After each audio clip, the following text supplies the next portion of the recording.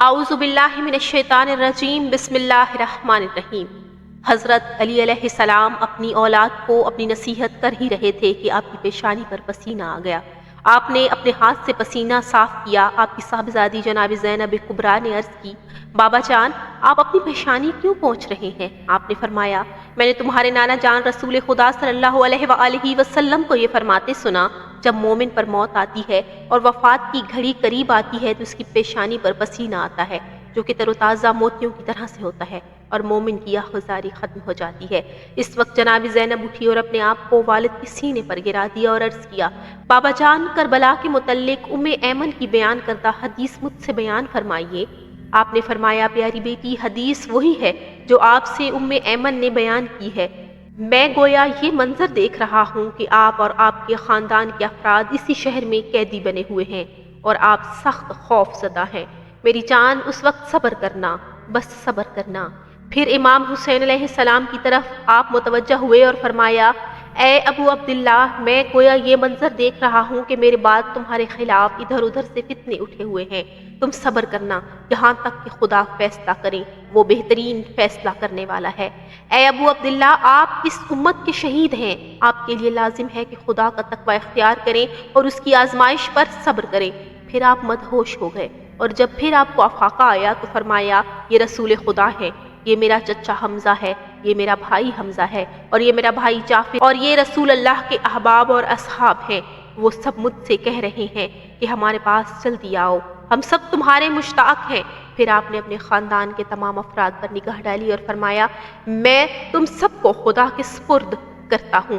اس وقت سیدہ زینب اور کلثوم کی چیخیں بلند ہوئی۔ خاندان عصمت کی خواتین نے گریہ شروع کر دیا۔ آپ کے گھر سے چیخ و پکار کی آوازیں بلند ہوئی۔ اہل کوفہ کو بھی یہ معلوم ہو گیا کہ امیر المؤمنین دنیا سے رخصت ہو چکے ہیں۔ کوفہ کے مرد و زن گھروں سے باہر نکل آئے اور ہر طرف ماتم کا سما تھا۔ پورے کوفہ سے رونے کی آوازیں آ رہی تھی۔ وہ دن وفات پیغمبر کے دن کا نمونہ پیش کر رہا تھا۔ آپ کی اولاد نے رات کے وقت ہی آپ کو غسل دیا۔ جیسے ہی غسل کے لیے آپ کے کپڑے اتارے گئے تو معلوم ہوا کہ آپ کے وجود اقدس پر 1000 تلواروں، تیروں اور نیزوں کے زخم تھے۔ یہ وہ زخم تھے جو آپ کو جنگوں میں لگے تھے۔ امام حسن نے آپ کو غسل دیا اور امام حسین نے آپ پر پانی ڈالا۔ امام کا پہلو بدلنے کی ضرورت محسوس ہی نہیں ہوئی، کیونکہ غسل دینے والا جس طرف جسم کو پھیرنا چاہتا تھا، آپ کا جسم خود بخود ادھر ادھر پھر جاتا تھا۔ اس کی وجہ یہ تھی کہ ملائکہ آپ کے وجود کو پھیر رہے تھے۔ غسل سے فراغت حاصل کرنے کے بعد امام حسن نے اپنی بہنوں جناب زینب اور کلثوم کو آواز دی کہ میرے جد امجد رسول اللہ کا کافور لائیں۔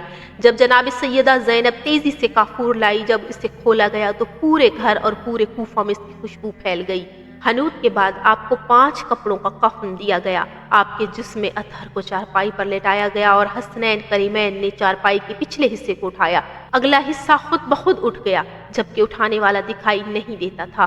اگلے حصے کو جبرائیل و میکائیل نے اٹھایا ہوا تھا۔ آپ کا جنازہ جہاں سے بھی گزر رہا تھا وہ چیز جھک گئی۔ امام حسن نے ساتھ آنے والے تمام افراد کو واپس جانے کا حکم دیا۔ جنازے کے جلوس میں صرف امیر المومنین کی اولاد اور چند باوفا دوست ہی باقی رہ گئے۔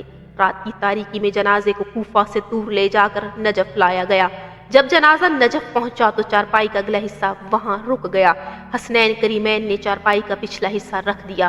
امام حسن مجتبیٰ نے امیر المؤمنین کی نماز جنازہ پڑھائی اور والد کے فرمان کے مطابق جنازے میں 7 تکبیرات کہیں۔ جنازے سے فراغت کے بعد اس جگہ سے چارپائی ہٹائی گئی تو وہاں تیار قبر برآمد ہوئی۔ وہاں ایک لوح ملی جس پر یہ عبارت کندہ تھی، یہ وہ قبر ہے جسے نوح نبی نے عبد سہلہ طاہر بن مطہر کے لیے بنایا تھا۔ جب قبر میں اتارنے کا ارادہ کیا تو سب نے ایک آواز سنی، انہیں پاکیزہ تربت میں اتارو، حبیب اپنے حبیب کا مشتاق ہے۔ یہ آواز سن کر لوگ خوف زدہ ہو گئے۔ آپ نے نشان قبر مٹانے کی وصیت کی تھی۔ آپ جانتے تھے کہ آپ کے دشمن انتہائی بے ضمیر اور بے اصول ہیں، کہیں وہ قبر کی بے ادبی نہ کریں، اسی لیے آپ کو دفن کرنے کے بعد آپ کی قبر کا نشان مٹا دیا گیا۔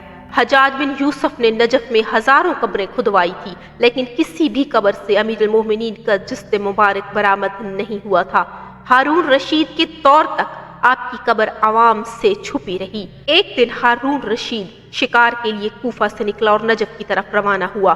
عبداللہ بن حازم کہتے ہیں کہ ایک دن ہارون رشید کے ساتھ شکار کے لیے میں کوفہ سے نجف روانہ ہوا۔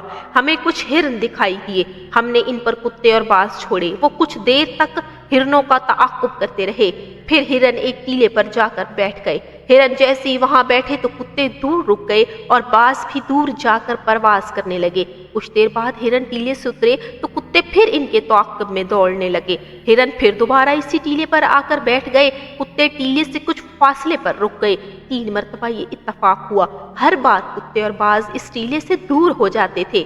ہارون ٹیلے پر بیٹھ گیا اور اس نے اپنے ساتھیوں سے کہا، تم ادھر ادھر پھیل جاؤ، تمہیں اس علاقے کا جو بھی فرد ملے اسے میرے پاس لے آؤ۔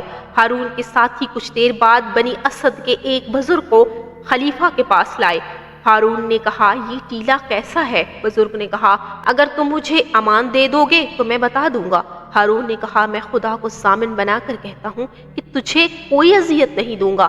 بزرگ نے کہا، مجھ سے میرے والد نے بیان کیا تھا، اس سے اس کے والد نے بیان کیا تھا کہ اس ٹیلے پر امیر المؤمنین علی ابن ابی طالب کی قبر ہے۔ اللہ تعالیٰ نے اسے حرم کا درجہ دیا ہے، یہاں جو بھی پہنچتا ہے وہ اس کی پناہ میں آ جاتا ہے اور اسے امن مل جاتا ہے۔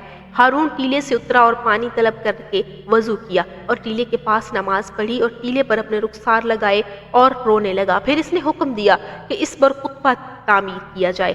ہارون کے دور میں آپ کی قبر اطہر پر پہلا خطبہ بنا تھا اور آج صدیوں بعد عظیم الشان روضے کی صورت میں موجود ہے۔